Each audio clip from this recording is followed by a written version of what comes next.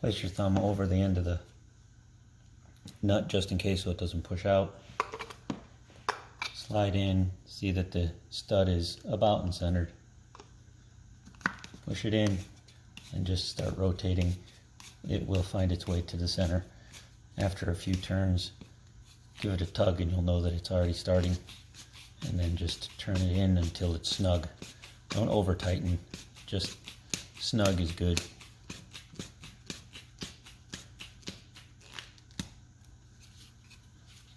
And same process on the other side.